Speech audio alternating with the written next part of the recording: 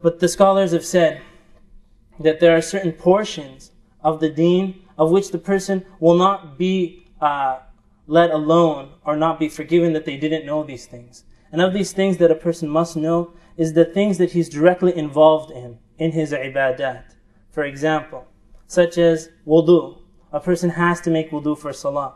A person cannot be Muslim, live his entire life as a Muslim and say, oh, I just never learned to do salah, learned to do wudu. He has to know how to make wudu, and it's fard for him to learn. He will actually be taken into account for not seeking out how to make wudu. And the same thing goes for salah. A person cannot say, well, I haven't really learned Al-Fatiha. It's been 10 years now, and I've never learned it, so I just, recited it in English or so on. The person will not be excused for that. They have to learn it, and it's fard for them to learn it. And the same thing goes for zakah, same thing goes for hajj. You'll see many people, they just get on a plane and go for hajj. They do everything wrong, and they don't ask. And then at the end of hajj, they say, Ya Fadilat al-Shaykh, I did this wrong, and I did this wrong, and I did this wrong. They will not be excused for that because they have to know and they have to learn before they get involved in these ibadat. Ibn al-Jawzi, rahimahullah ta'ala, he says in his book Miftah Dar al-Sa'ada about those aspects of the deen which are fard for a person to learn. He says, number one, that a person has to know usul al-iman. He has to know the principles and the pinnacles of our belief, and that would be encompassed in the statement, آمنت بالله وملائكته وكتبه ورسله واليوم الآخر. In those things, in those principles, the person has to know those things. Secondly, that the knowledge of the laws of Islam, and the fard is what a person is fard for them to perform. And we mentioned that about the salah and zakat, but also similarly, if a person is doing a business, he's dealing in his business, it's fard for him to know what is Islamically correct in his business transaction and what is not Islamically correct. And this is how Umar radiallahu anhu, he would take a stick and ask people questions and hit them if they didn't know the proper ahkam.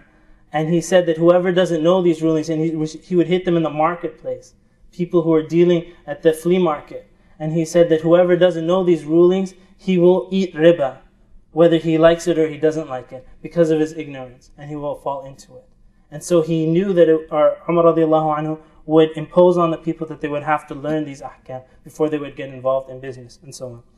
Number three is that there are certain things that are haram, which all the prophets have come with.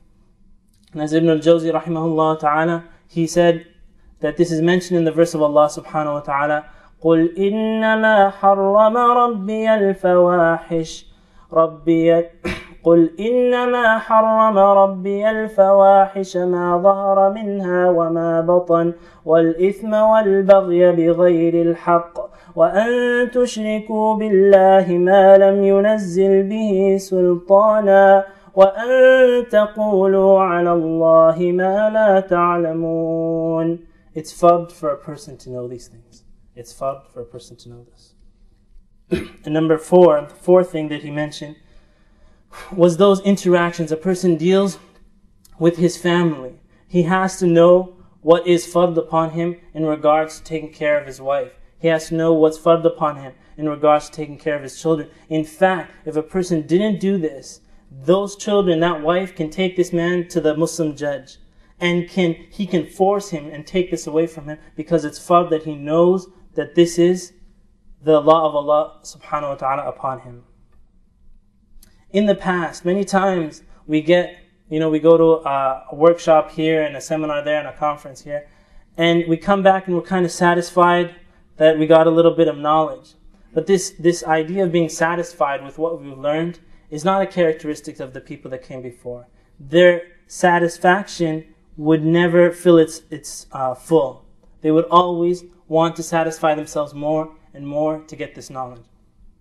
This Ibn al-Jawzi rahimahullah ta'ala, which we just mentioned, he said that if he ever finds a book that he's never seen before, now notice, not that he hasn't read it, not that he went by in the library and he found a book that he's never seen before, he says, فَكَأَنِّي وَقَعْتُ عَلَى كَنْزٍ.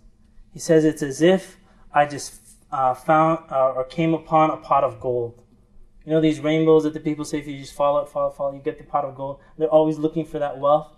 This is the pot of gold that he would find, the treasure chest. When he would find a book that he's never seen before, that he would never seen before.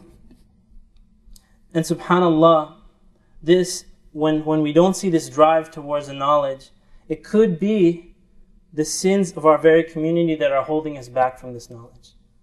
Our very sins could be holding us back and are actually putting a wall between us and moving forward and studying this deen, learning it and acting upon it. As Ibn Mas'ud radiyallahu ta'ala anhu, he said, إِنِّي لَأَحْسَبُ أَنَّ الرَّجُلَ يَنْسَى الْعِلْمِ قَدْ عَلِمَهُ بِالذَّنْبِ يَعْمَلُهُ.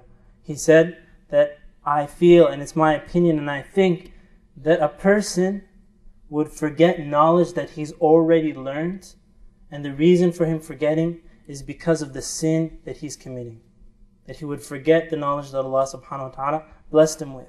And indeed, Imam Abu Hanifa rahimahullah ta'ala, if he was in a halaqah and someone asked a question and you try finding the answer and you found a mental block, what do they tell you when you get a mental block, when you have writer's block? What do they say do? Go to Starbucks, get a cappuccino, and go here, do different activities to get your mind working. This is Abu Hanifa rahimahullah ta'ala. He has a mental block. What does he do? Yastaghfirullah. In the halaqah, he'll begin his istighfar. He will start asking Allah subhanahu wa ta'ala to forgive him. And then they say, the students, that رُبَّمَا قَامَ وَصَلَّى يَسْتَغْفِرُ. That perhaps he'll get up in the middle of the halaqah, leave the students, and go pray to Allah subhanahu wa ta'ala, asking for forgiveness. And subhanallah, they would say that if the issue, his mental block would pass and the answer would come to him, he would take this, he would become so happy because he would take this as a divine sign that Allah subhanahu wa ta'ala has forgiven him. That Allah subhanahu wa ta'ala has accepted his tawbah. This is how he understood it. And Al-Fudayl ibn Iyad rahimahullah ta'ala, when he heard this issue with Imam Abu Hanifa rahimahullah ta'ala, he himself would cry. And he said that the reason that Imam Abu Hanifa was like this rahimahullah ta'ala is because of the upright life that he led. And he said, but few people who deal in this knowledge understand this.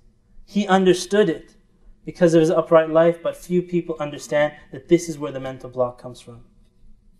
And they would spend their money in the path of this. Very often the classes are free, the halaqat are free. And you would think that, oh, because it's free, the number of people that will come to the halaqah would be more, but it's not that case. Now what if there's a charge on the class?